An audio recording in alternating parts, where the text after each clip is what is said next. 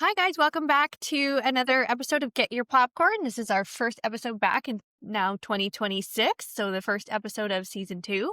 So, we got Blake or BlizzFlix on TikTok. And we're going to be deep diving Wicked, which is really exciting. Not only because you're back, and I really appreciate that, but my first episode ever of the show was Wicked Part 1. So, Oh my gosh, perfect. It's kismet. yeah, it feels great to have it be the same for the first episode of season 2. So, Yeah, that's awesome. if you haven't listened to my episode with The Substance with Blake, please go back and listen to it. And then, because we did a little more deep dive into Blake's content creation and all her stuff. So make sure you check that out. But can you give like a little quick intro? Sure. Yeah, absolutely. So I'm Blake, BlissFlix on TikTok. I basically just on TikTok make movie recommendations, kind of deep dive different little things here and there, TV show recommendations, new and old. I try to do a lot of streaming, like what's available now, just recommending from what I like personally. And we've had such a good year of movies. So I'm going to do like a big recap there too eventually. TikTok's just like so fun and you can make little quick things. I'm really trying to eventually do like a YouTube channel of sorts where I can like really deep dive because after talking with you in Substance, I just thought that was so much fun and TikTok only allows such a short amount of time. So hopefully that will be in the future. But I'm just a movie lover, TV show lover, and love to talk about it. You and I are both like big musical theater people. So Yeah. what brought you to Wicked? Like, where did the love of Wicked start for you? Oh my gosh. I feel like every musical theater person has a when did Wicked start for you story. So I did like private voice lessons that I begged my mom to take me to. They were an hour away at my voice lesson teacher's house, who she taught me private voice lessons literally from 6 years old to high school. And she got me into college and stuff. So great relationship with her. It all worked out for the best. But when I was 6, that was when Wicked came out. And I loved Wizard of Oz, of course, as I feel like every little kid does that likes to sing. So that was my initiation into musicals. So hearing about Wicked and it's like, oh, it's like a spin-off of Wizard of Oz and it's coming out, like I was so excited. I knew I was going to eat it up. So the hour trip to voice lessons, we would start playing the soundtrack and me and my mom listened to that on the hour ride back, on the hour ride there, back and forth. We would listen to it nonstop, learned all the lyrics, loved the music. And that was kind of a funny thing of like trying to figure out where this was in like the plot because we hadn't seen it yet. So we were always very confused. Like sometimes she calls him Bick, sometimes she calls him Bach, and Galinda and Glinda. There was like lots of Yeah. confusion there, but it didn't matter because we love the music and eventually we're gonna see it. And then it came to Portland where I live on tour, I think a couple years later. So I was a little bit older too, which was good because I could digest a little bit more of what was going on. Um, and then loved it, of course. I loved the staging and the costumes, and then finally being able to like put the puzzle pieces together from the lyrics that weren't making much sense. That was so amazing. And I just remember like that was the coolest thing I'd ever seen on a stage before. I think it might have been my first like Broadway musical I saw live. And then uh I've seen it 5 times since. And I think the being in elementary school and then I went to see it in middle school, and then I went to see it in high school. I think that was the true time, like the real story of it sunk in. I had so much like clouding of like just loving it, like that I couldn't like separate myself from like the emotional connection I felt of like, this is my first musical I ever fell in love with, you know? So Mhm. high school was the first time I kind of looked at it with more of like a critical eye, I guess. But I still loved it. But I was just like, wait a second, some of this is not sitting right with me, I guess. But I still was able to love it and enjoy it. And then I saw it in New York another time. I don't know. I love it, but that's the whole journey. Yeah. Like I always wanted it to be a movie. I just knew it'd make a good movie. And I feel like they waited for the right time to get the right cast. And I don't think if this movie was done 10 years ago, like probably would not have been what it is. That's kind of interesting to think about. But love Wicked, been with me all my life. So finally getting to see it as a movie and like have the pop culture like everyone know Wicked now is really a fun feeling because it's Yeah. like, this is what I've loved and cherished, and now everyone gets to enjoy it too. What's your journey with it? Yeah, same, like, I was a big Wizard of Oz kid, like, my whole life, we watched it all the time. My dad is really into theater, he was a theater teacher at my high school and into musical theaters and stuff, and so it was a production beyond what he could have done, just given, like, the scope Yeah. scale of the budget you would need for Wicked, I mean, the makeup alone, but he introduced me to it. I think I would have been, like, 9 or 10 when like, he first got, like, the soundtrack because he got Oh, okay. the original one in 2003, 2004, so it would've been, yeah, like, Yeah. 9, and, so we'd listen to it, and then same, the Broadway show toured, it didn't come here to Canada at the time, it came to Seattle, so for my 13th birthday, we went to go Nice. see it in Seattle, and so and then I just loved it, and then in high school, whenever I had to do an audition song, I'd do Popular. Yes, a classic. It is a difficult song to sing if you make it difficult. Mhm. You can also have, like, a smaller vocal range and play up, like, the funny elements to it, Yes. and so I do that because 'cause I'm not a very strong singer, and I've got a real, like, Taylor Swift range of, like, 6 notes, so you can really play it up, and so, yeah, Popular, I loved it, and then I, like, got the book given to me, I think when I was, like, 13, which is probably too early because that's a book is very dark Yes. and Yeah. well, and I don't know if I should have read all that at that time, but yeah, so it's been a bit of a journey, and then when I found out that they were, doing the movie, I was so excited, and then Mhm. initially super nervous about Ariana Grande being cast because I was like I'd only ever seen her, like I was a little bit too old for her shows on Nickelodeon at the time. Yeah. She's kinda like the generation after me. I was watching, Yeah. like, Lizzie McGuire, Zoe 101, that kind of Mhm. stuff. But, um, yeah, so I was, like, apprehensive, and then, yeah, I, of course, saw it opening day. Yeah. And then the casting of Cynthia Erivo really gave me a lot of confidence in the film. Mhm. Yeah, I think that was what, like, sold it for sure. Yeah, I didn't watch Ariana's show, so I never really saw her act. I was a big fan of her singing, Me too. but so I knew she could do it, but I didn't know about the acting bit of it, but I did know, I mean, she had done, like, SNL and stuff at that point, so I was like, "Okay, I have confidence in her, like, comedy." Yeah. Um, I was really anxious for this whole second act because I knew the comedy was kinda gonna go away for her and, like, how she was gonna handle it. Like, it's definitely, like, Glinda focused the second bit, but I think she did a really good job, but yeah, I was nervous too, but Cynthia, like, sold it to me. Jonathan Bailey really I was like, "He's the perfect Firo," when I heard about that, and then, yeah, of course, gotta go opening day, but that first time seeing it, was the first one what you wanted, would you say? Yes. Mhm. The first one, yeah, I gave it a 5 out of 5 on Letterboxd. Yes. I thought it was great. I thought the pacing was really good because I was really nervous. I was like, "Oh my god, a 2-hour, 40-minute runtime." Mhm. Like, the whole play is 2 hours and 20 minutes. Yeah. Like, what are they doing? But they just extended the sequences in a way that added so much to the character development that, like, for me, like, it didn't feel long at all. Mhm. Like, and even my husband, who doesn't like musicals and purely went because he thinks Ariana Grande is hot, he in Defying Gravity at the end, I was like, "This is the last song," and he, like, turns to me, he's like, "What do you mean? We're not gonna figure out what happens." And I'm Yeah. like, "Well, what too?" I'm, like, not a musical guy. Like, Mhm. he was like, "Wow, like, that went by quick," like, That's a good test right there. and, like, yeah, especially particularly the Ozda sequence that's so fast Mhm. in the play, Mhm. being able to draw that out, have more character development, and give their friendship time to breathe a little bit. Yeah, I loved that. I loved the little cameo of Christian Chenoweth and Idina Menzel. I know. I thought that was awesome. I was really pleasantly surprised by Ethan Slater, who I only knew from, like, the clips of, like, him as Yeah. SpongeBob on TikTok. SpongeBob? Whoa, SpongeBob was actually, like, such a good actor. Kinda see it. Yeah, yeah.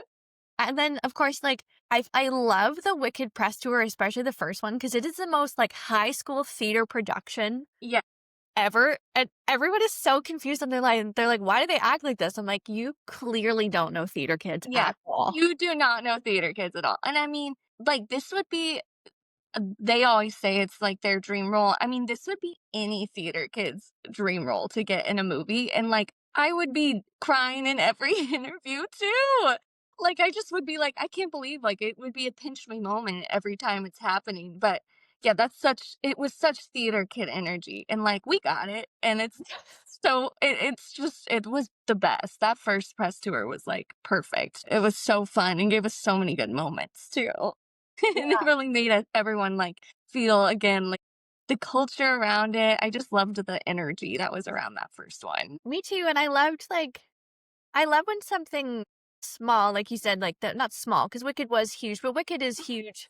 It was huge in the scale of people that like musicals. Yes, yeah, Wasn't like it was, like, one of the longest running Broadway musicals, so I guess it technically is mainstream, but, like, it isn't mainstream enough that, like, in my small town, I could be like, "Do you like Wicked?" And anyone have right, any idea what I'm talking about.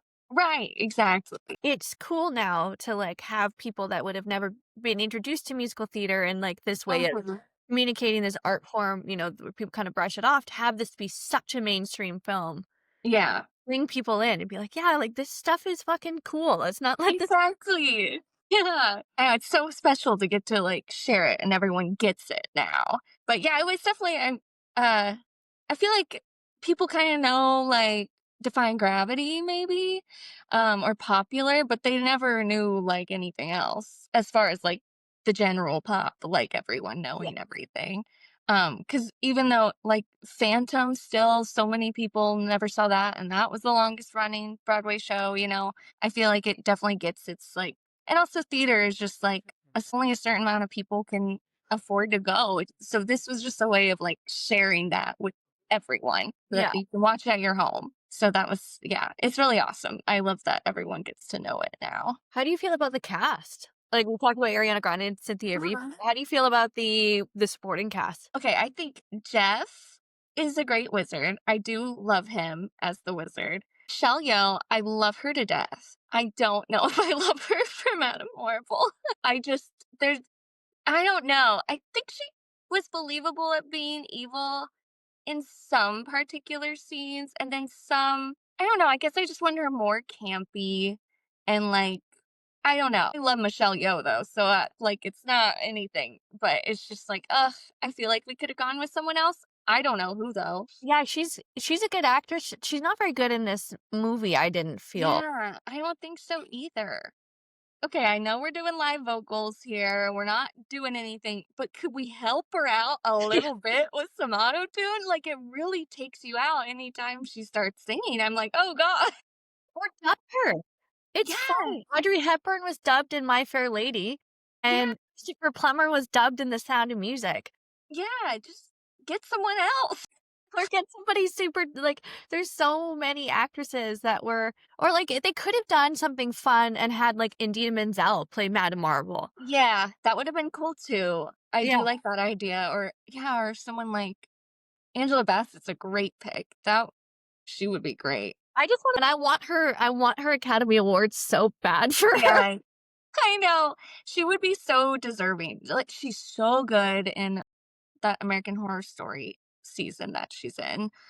Like, playing evil, she'd be great. I just feel like Madame Morrible just feels very one-dimensional to me in this movie, and, Yeah. like, you don't really get, like, her motives, and I mean, she doesn't have the biggest part in the musical either on stage, but I don't know, because it's so much longer and fleshed out, you kind of are now you're asking those questions, like, "Wait, what are her motives?" Versus, like, the stage show, it is, like, quick, and so we're not sitting in, like, wonderment there for like, you don't have time to, like, wonder about that, but in the movie, you kinda do, and you're just like, felt very one-dimensional to me, but I love Ethan Slater as Yeah.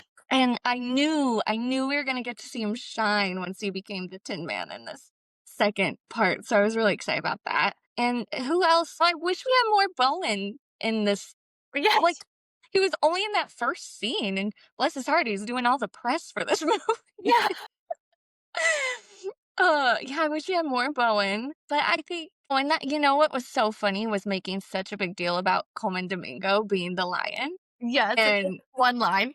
yeah, well, I kept thinking, well, the lion doesn't talk, so what is this big role gonna be? And then sure enough, he barely talks. I did love Peter Dinklage in the first one. That was a fun little pick that they did. Yeah, my main critique is really Madame Morrible. She just sticks out to me like a sore thumb Yeah. without being able to sing, and I don't know, I just don't feel like she's scary enough. Yeah. Yeah, I totally agree. I loved, like, Jeff Goldblum as the wizard has, like, that perfect kind of, like, "Yeah, I can see how you charmed an entire Mhm. civilization into believing Yeah. I buy it, and I know that you're like." I mean, Yeah. I loved it. It was like and he's like those songs aren't complicated enough that he needs to be, like, the greatest singer in the world, so Right. fine, but yeah, I thought he was wonderful. Yeah, the Wonderful Wizard of Oz. I think he's so I love how much of himself he puts into the character too, because like Jeff Goldblum is the wizard. So I just love how many little like ad libs he's doing all the time that's so like Jeff Goldblum coded. So much of his real personality is in it. He was the perfect pick for sure. Marissa Bode, I have problems with her. Yeah, that wasn't my, she wasn't my favorite either. There was just something about her line delivery where I was like, she just, like, I know she's supposed to be unlikable, but Mhm. take it quite far enough for me. Yeah. Wasn't like, she was more pathetic than evil. Mhm. Oh, that's a perfect way to put it. Yeah, and like, I wanted, like, they went from her being really pathetic to like, she does this horrible thing, and like, I thought she needed more of a like sharper, vengeful kind of. Mhm. And, like, more like, if they had, like, put more anger towards Elphaba for, like, n into the first act would have been more helpful, more resentment Yeah. of her statue in life, I think. Mhm. I agree too with the, like, line delivery. I saw someone on TikTok say, this is more of a diss. There's a politer way to put this, but she does act kind of like in high school drama class a little bit. Like, a little overacting.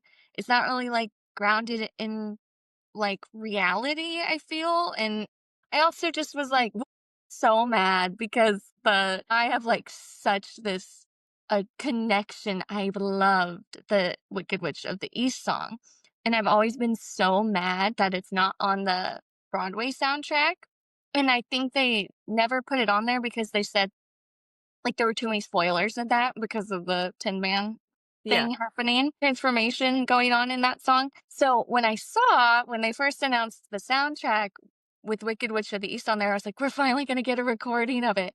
And then they, like, cut the song in half. It's, like, half of what it was in the show, and I knew this was gonna happen. I felt it. I was like, "We're still not gonna get the proper recording," because I could tell in the first one, like, she's not the strongest singer, which again is okay, but there are ways to like, because that song's a big belty, like crazy. That's like her whole evil arch right there, becoming the Wicked Witch of the East. And like because they cut it down so much, I'm not sure if it was because of her like vocal ability or because they had to change the lyrics around a little bit, but whatever it may be, that was like the biggest disappointment to me. And I feel like that's where we lose a lot of like the real evil arc Yeah. for her. And they cut it down so much. So suddenly it's just kind of like, you're kind of just like, wait, what?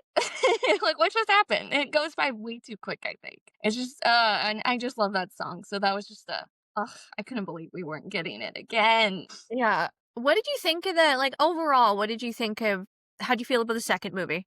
Like, Wicked for Good? Still walked away like really loving it. And Mhm. I was trying so hard to like take my like emotional connections to it out. I thought they did what I wanted to see on screen. I thought they did a good job of still doing everything that's just like in the first movie. I mean, they do everything that happens on stage and then they add more to like flesh out like the kind of journeys in between each thing. But there were a bunch of stuff I would change and but I still loved it. But there Yeah. was a lot of things that I was like, the first movie was better. 100%, I feel.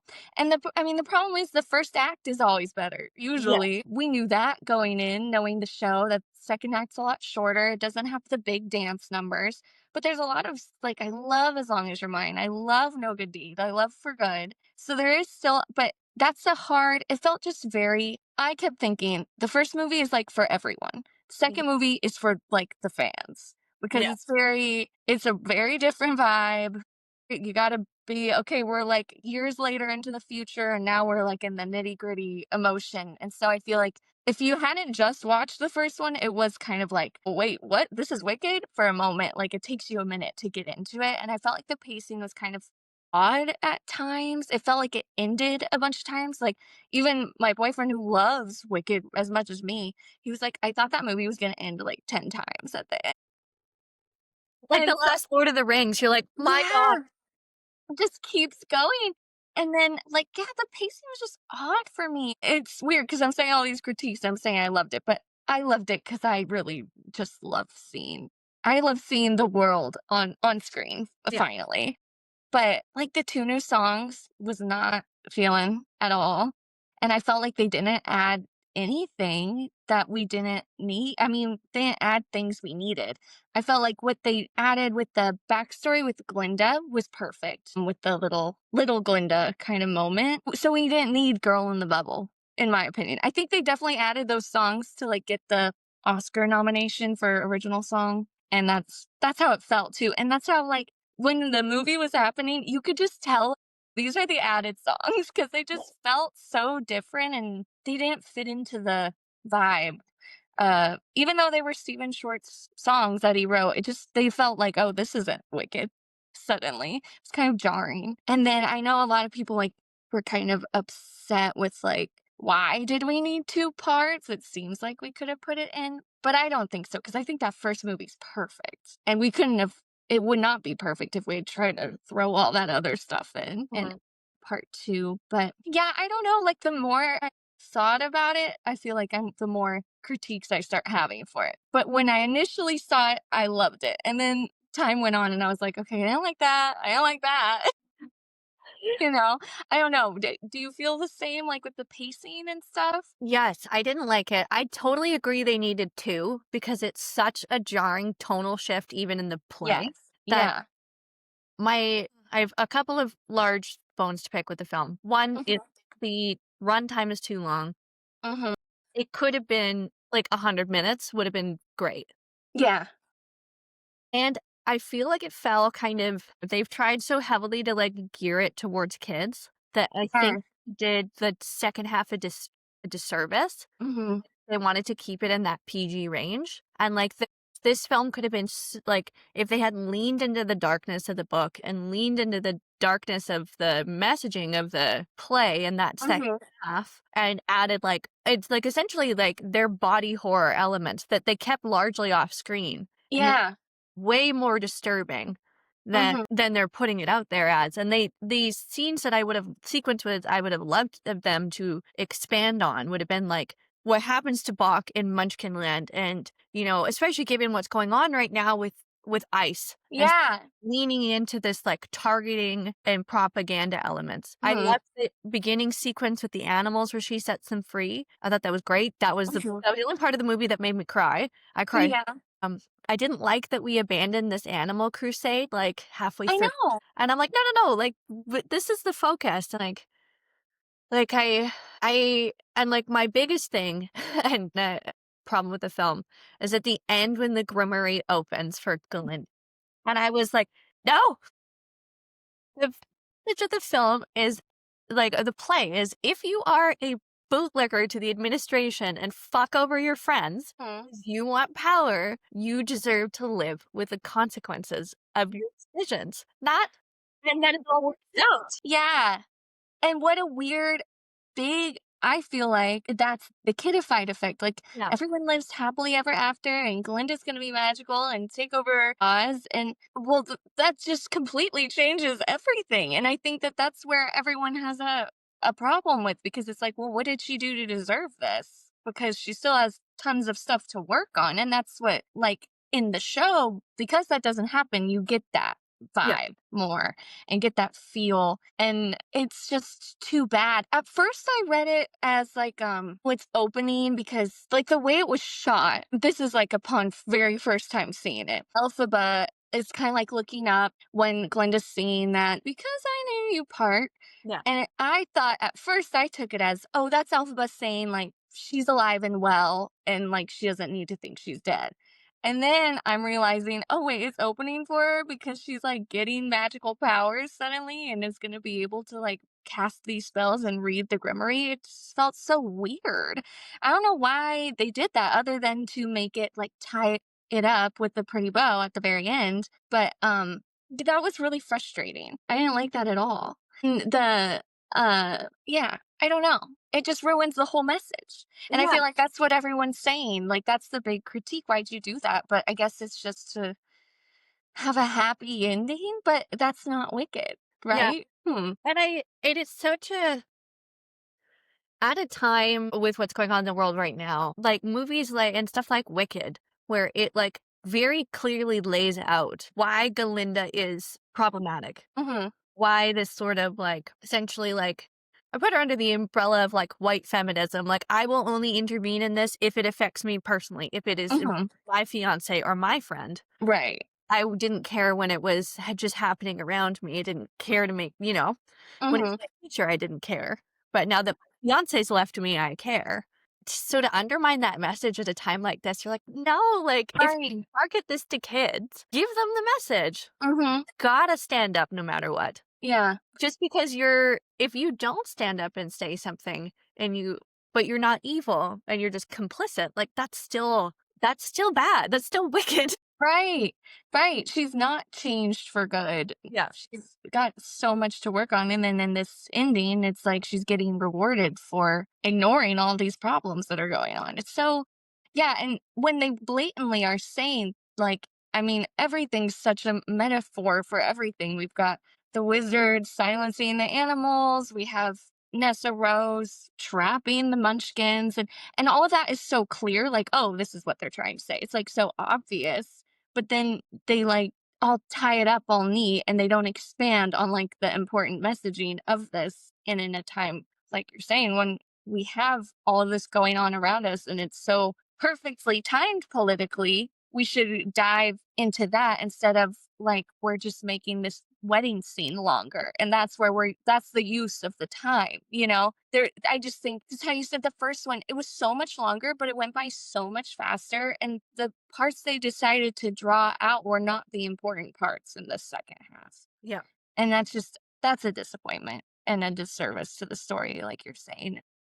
Yeah, it's very they heavily leaned it towards Galinda, Hmm. way that they don't in the play. Yeah. The interesting part of the play, the interesting character is Elphaba. Hmm. I wanna follow what she's doing, and also, they never acknowledge that there's a time jump, which is No. weird, and you're like, "No, like, there's 4 years in between what happens with Bach Hmm. and then when Dorothy walks past." Right. He has to have time to rust. He can't rust in 20 minutes. Yeah, instead it's playing out like this is all happening right now. Yeah, it's so, and I think that that's where a lot of people are like, "Wait a second. What? This isn't making sense." But we had the time to address it. I don't know why they didn't point out that The there's title card 4 years later. yeah, that's all I need to do. Yeah, a lot of that was like frustrating and weird. I don't know why they chose to expand on the things they did, and then I just feel like they glossed over what the first movie did such a great job of saying, where people really got all the messaging, and then this one they just like glossed over all of it. Whereas the show and the book, the second half is so much darker, and why are we glossing over everything in this second half? Yeah. Yeah, I don't know what the deal is. They should have leaned into it, and they had the talent to make that happen. Like we were talking about, like the Tin Man scene would Mhm. be so impactful if they showed it. Yeah, but they didn't. They're just showing, like, little images, like, it was yeah. Like, make It it like the substance. Make it sure. gross. Let's Yeah. skin change. And with Fierro, like, let's see him get ripped apart. Make it Mhm. like with fast cuts and dark. Like you could have made it like just have it be a PG-13. Like, Yeah. and, and it would have been yeah. So that's my also big gripe. It's like just embrace the dark, which they didn't. They like push back from it so much. You're like, Mhm. "Oh, but you undermined what it's supposed to be." Yeah. Yeah. That is frustrating, and the other annoying bit that I felt like was, like, too expanded on is, like, it was a fun scene, so I liked the, like, comedy it brought to lighten up the mood, I guess, but, like, Elphaba and Glinda having their little fight Oh scene. yeah, the Yeah, so cute, I loved it. But then it boils down to, like, they're fighting over a man with Fiero in that scene, and it's just like, "Wait, this is not we don't need to, like, focus on that, though." I wish they were just, like, fighting each other to fight each other, but it was, like, all because of the Elphaba stealing her man type thing, and that just doesn't seem like because the love story is, like, them 2 and their friendship, and I feel like that really took it away too, like, fighting over a man in this yeah. movie, we don't need to do it. It's just like, ugh, nah. Yeah, it is. Yeah, I totally agree with you. And like, this is, I think, and focusing on the friendship, given like, again, like we talk, I mean, everything circles back to what's happening in time, but like, I think this is like not obviously to this level totally, but I think this is something that people experience in their lives. And you and I have both been very vocal about what's happening in the Mhm. world. And I like, for me, like, I've had to remove Galindas from my life. Yes, yeah, And very toxic. an exploration of that I think is important to see in film. It's, and for like little girls that are going to go see, you're exploring those friendship dynamics and having those complicated conversations and like you have to align with people. You are who you hang out with, and that's an important message. Yeah. Yeah, exactly.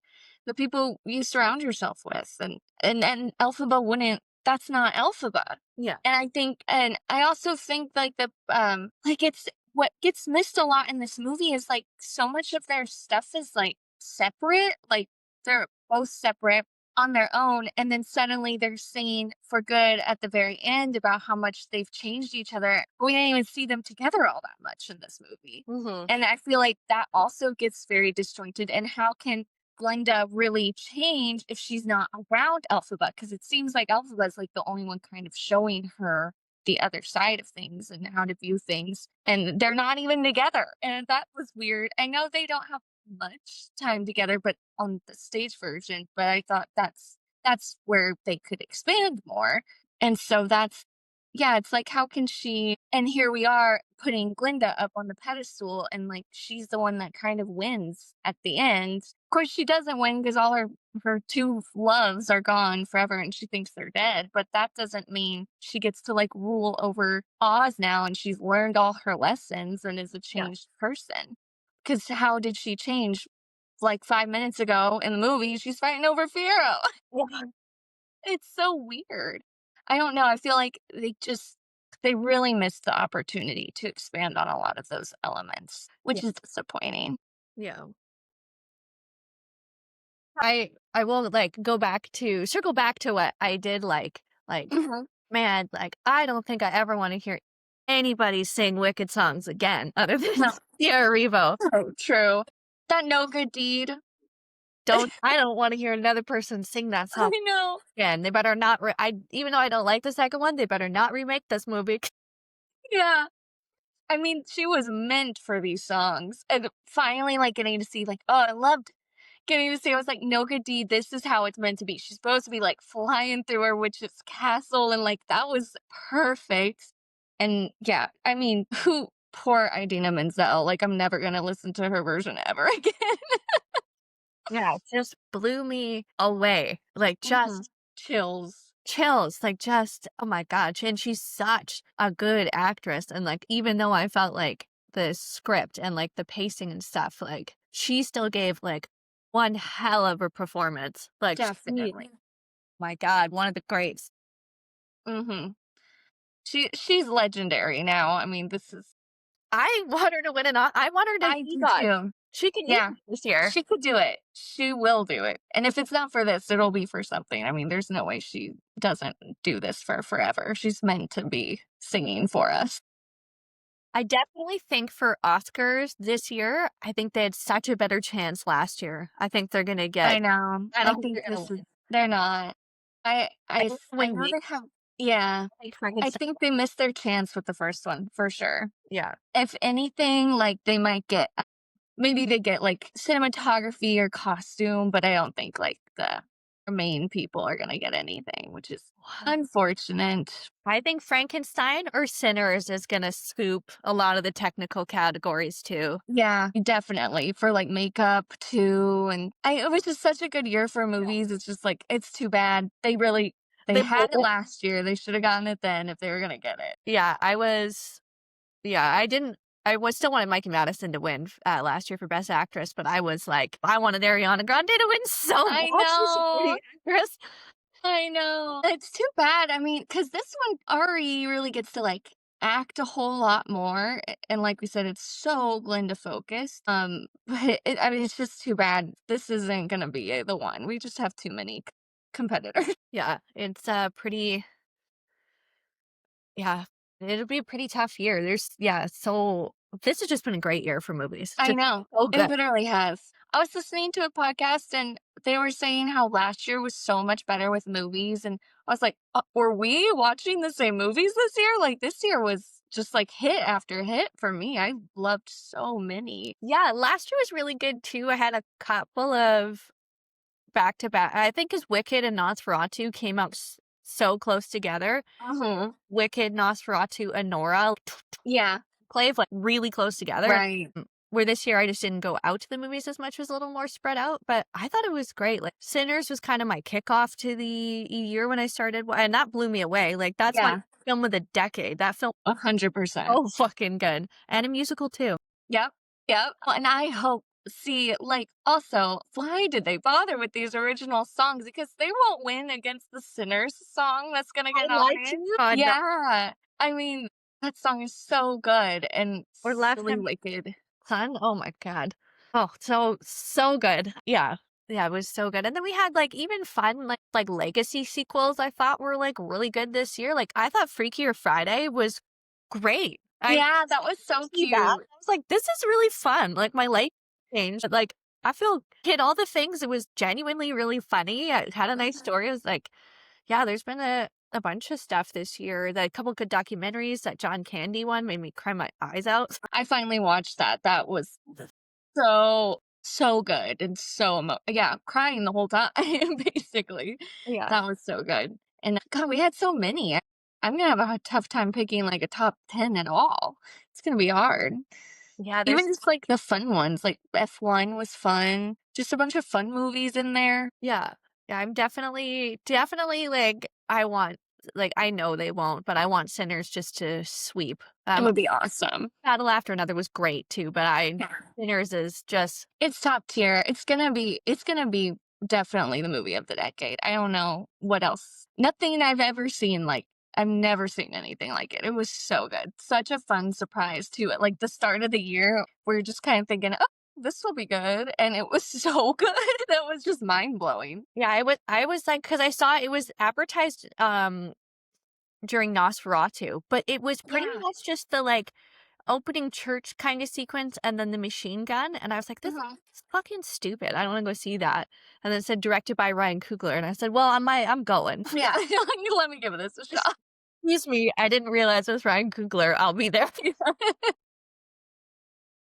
And then it's God. I love him. He is right for me. He's like right up there with Spielberg. He's going down as one of the greatest directors. He's so good. Oh, he's so good. I don't think a napkin is in a action in his films.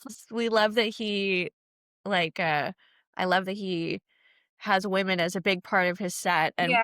color and he's a real intersectional film director and I love him. Mhm. But yeah, and then I went and saw it in the theaters and I was like, didn't expect vampires because I didn't even check TikTok. Yeah, I didn't know that either. Didn't expect musical. Yeah. It was so good. I'm like, "We are doing a musical and a vampire movie in one, and we get Michael B. Jordan as 2 people? This is all we need." Oh, so good. Lied to you, if that song does not win, I'm going to throw something. Like, that song is so good. And Rocky Road to Dublin better win Yeah. for adapted song or whatever. It better win. Oh my god, that would be awesome. See, that's why I'm just like, "Why did Wicked bother adding these 2 songs that no one likes?" Like, why did they bother with it? So weird. Yeah, it was a yeah, that's yeah, definitely my favorite movie musical of the year. I was like, "Holy shit, that was so good." Yeah. I like yeah. And then I made my husband watch it, who hates horror movies and musicals. Oh, And I no. was like, Did it "He sell him? Did he like it? loved it." He was like, "This is," Good. he's like, we like watched, he like turns to me, he's like, "Fuck, that was a good movie." Yes. Oh my god. See, that's always the best test. Yeah. Show someone who doesn't like this kind of stuff, and if they love it, then okay, we've reached a new this is reaching everyone then. Yeah, we watched Nosferatu in the theater, and he like I looked over at him at one point, and he was like this, like, just, like, looking at the ground, like, for Oh, those of no. you on audio, looking at the ground, not looking at the screen. We leave the theater, and he's like, "Why the fuck would you make me watch Oh, that?" no. Okay, so that one did not do it. He claims he doesn't like them. He's scared. Yeah, like, just admit it, it scares you, it's okay. And I was like, "But it's so romantic," and he's like, "The dead guy?" And I was like, "You don't understand, You don't get a girl." little more. Oh my god. My goodness. Well, any final thoughts on Wicked for Good before we part ways today? Yes, okay, I do wanna say I feel like we talked a lot about our critiques. Yeah. I did love it though, and I Yeah. think they did a great job with it. I I say all these things I wish they expanded on, but I wonder like if we got that version I still want the version we had, you know? Like, I love the cast other than the few we talked about, and I feel like that I'm very pleased with as a Wicked fan, I'm very pleased with, like, the expanded world of seeing it on screen. I thought John M. Chu did a really good job of, like, being faithful to, like, the stage version, and that made my heart happy, and so I'm pleased with how it was. There's things we would change, of course, but I'm pleased with how it was presented. I'm so glad it was very true to, like, what we see on stage, and then the added parts, you know, we could go and take some out and maybe add in different stuff, but I think they were true to the stage version, and also, the best part is for sure the final shot doing the little whisper. That was like, oh my god, I was like, "They finally showed us that that's what that poppy scene was gonna be. We've been Yeah. waiting to find out." So that was, like, such a cute moment they put in for the fans 'cause, like, the whole theater, like, screamed when that little scene at the end popped up, and that was very satisfying. So, I feel like as a Wicked fan, I do love it, but I have critiques, of course. I think for me, I'm just so happy that it was put into the hands of people who clearly love Cared about it, yes. John M. Chu and Cynthia and Ari and Jonathan Bailey and Bowen Yang and like Jeff Goldblum, like the love that the cast has for the source material is Mhm. so clear and just Yes. shines through the screen. Mhm. And like for me, I can forgive a lot of that because and I know that the intention of the film was, I mean, obviously it's a business to make money, but to split it into 2 parts was very clearly done at the service to the story. They want Yes. to make it wasn't just filler. There was some Mhm. songs in the second half, but they needed the 2 films, so Yeah, I definitely. I love that, and for me, it is so hard to like, Cynthia Erivo and Ariana Grande have really, really, really big shoes to fill. Mhm. So I can't picture anybody else in Yes. roles, and so I'm so happy that those characters have this new legacy. Yes, I think that's perfect. I mean, that's what I love so much about it too. It's like, wow, these people love what they are doing, and we can clearly tell too. And that's, again, that's the, yeah, just like you said, that's what we can forgive a lot of it because you can tell, like, they are living their dream and they are perfect for their roles. And I always love that Ariana had said so many times in interviews, like, she was like, I love Wicked so much that if I wasn't fit for the role, I wanted it. I'm glad it was going to the person that was like fit for Glenda. And she had kept saying that. And I think that like shows so much. Like, she just wanted to be the Glenda that we all could see for a long time. So that just shows how much you care about. Like, if it's not going to me, that's great because it must be going to someone even more perfect for the role. And I feel like Cynthia and Ari's dynamic is just so good on screen, and I'm so glad we got to see our new Glinda and Elphaba. We've had Idina and Kristen for so long, and these women really took on those big shoes to fill and did such a good job. And it makes me sad it's over. I think it was such a fun experience, like that we all got to experience kind of together. It's like the Barbie and Oppenheimer, like I haven't felt Yeah, that totally. excitement. Yeah. So that part's sad, it's over, but there will always be something new. But yeah, they did a great job and still, yeah, I never want to hear the old versions ever. It's a big, Wicked. I loved seeing people dressed in pink or green. yes, I wore all pink. fun. Despite being a hardcore Elphaba fan, my best friend looks great in green, so she chose to wear so That's like true friendship. You're oh, like, oh, all over pink. and so yeah, it was just yeah, it was so fun. And then going to the theater and seeing that a little more in the first one because I went to like a bigger city to see the Oh, nice. so there's more people dressed up. But yeah, it reminded me so much of Barbie going into the theater, Yeah. having it be this real communal experience going to see this. And I love that Wicked did that again. I think it's so Yes. important. And I loved seeing everybody dress and I loved being in a packed theater. I know, I miss that so much. Like, so rarely is it a packed theater. And I feel like I got it for Wicked and I got it for Barbie. Yeah. And Oppenheimer was like that too, it was pretty packed. Not as packed as Barbie. I hope we're gonna get a chance to do that again, but it's so nice that it makes everyone go to the movies and, Yeah. like, everyone have this shared experience, and I'm so glad that they were able to pull that off with, like, a Broadway show, like, this is not something that people come in droves for normally, so it's so awesome they were able to do that with this. Well, thank you so much for coming on again. I couldn't have done this with anybody else. Yay! It was so fun. I loved talking about Wicked with a shared Wicked fan. It's so nice to be able to like connect on what we talked about. Like, this was so special to me, and now we get to share it with people. So, this is so fun. Oh, thank you so much. Bye. Bye.